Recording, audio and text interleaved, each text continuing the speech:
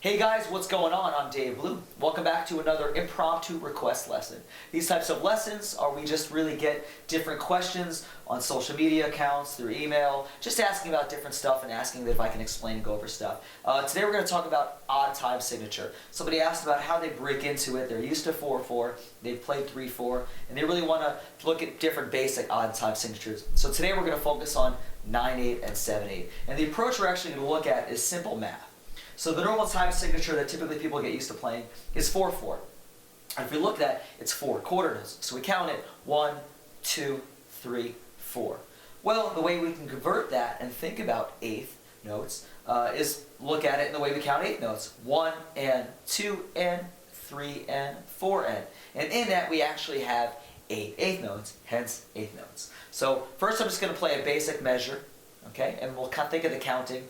This is something that all of my students know that I get on their case about. It's all about counting, because once you understand counting and really understand the basic concept of math and how it's applied to drumming, the more you can apply it and learn things without overthinking it. So I'm just going to play a simple measure of eighth notes. What I'm going to do is I'm going to count it and I'm going to accent on the 1, 2, 3, and 4. So we'll get 1 and 2 and 3 and 4. And we'll apply that next to understanding odd time signature.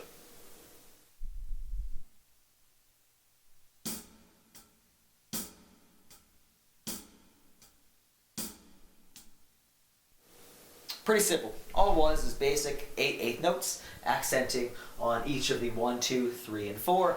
And then the ands, which turn our quarter notes into eighth notes, really fall in quieter ghost notes.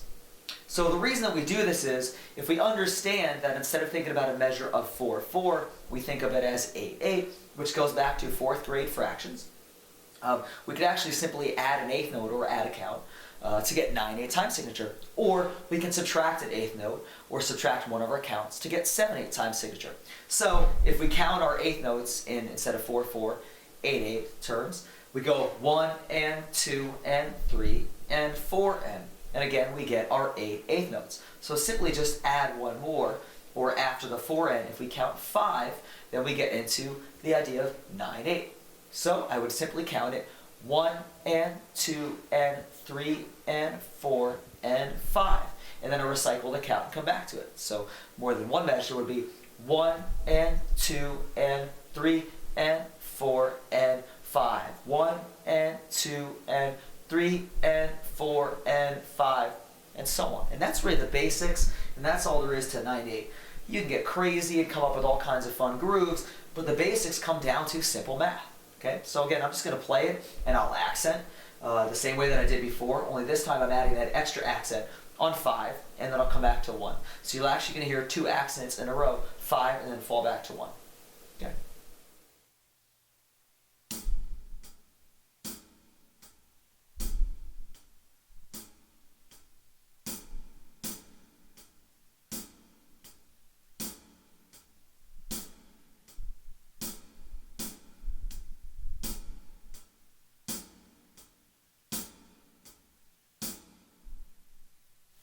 And that's it. All right. So now let's look at 7/8. Okay. Before we added an eighth note, now we're just going to subtract an eighth note. So instead of counting 1 and 2 and 3 and 4 and, we're going to subtract that last eighth note. So instead of 8/8, we're going to have 7/8. So we're going to count it 1 and 2 and 3 and 4. 1 and 2 and 3 and 4. Okay, we're not adding the and after the 4 because we're cutting out that extra eighth note. And that's it. So let's take a look at that.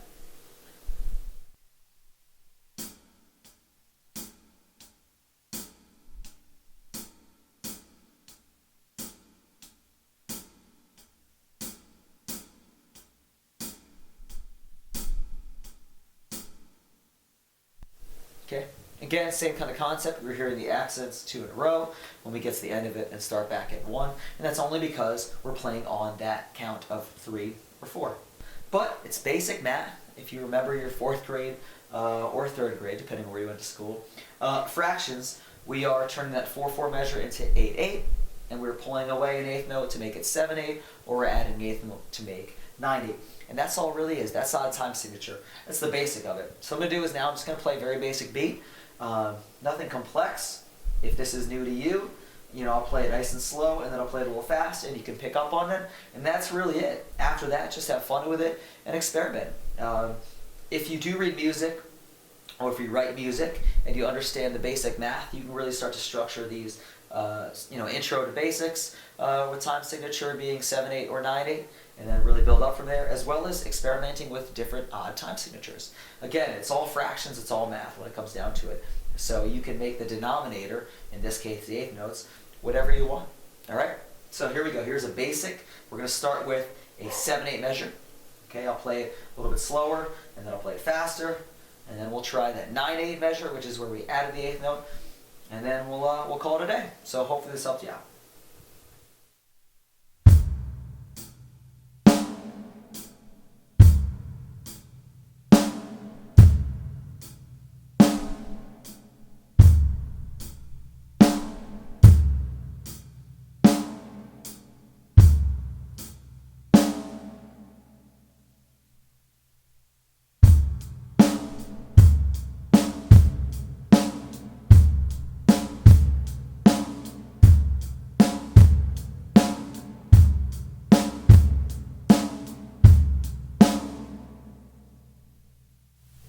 All right, that was 7/8. Did a little slow, did a little fast. Remember that we ended on that 4 and we drop back into the 1. Now we're doing 9/8 where we add that extra eighth note.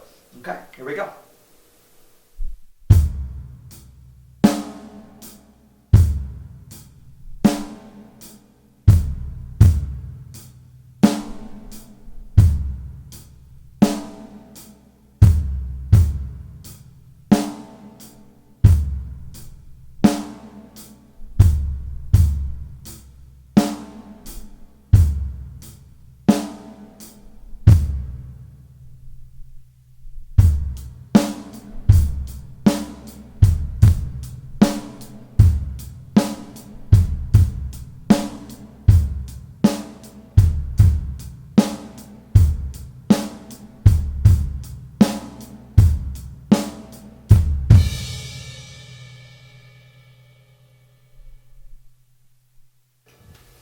All right, guys, that's it for today. I hope that helped you out. Again, this is more of an introduction request, so if you already have mastered odd time signature in 7/8 and 9/8, then this wasn't for you. But if it gave you some ideas, awesome. If you guys like this, if you have any questions, please email me. You can get me on Facebook, you can get me on Instagram, you can get me on Twitter.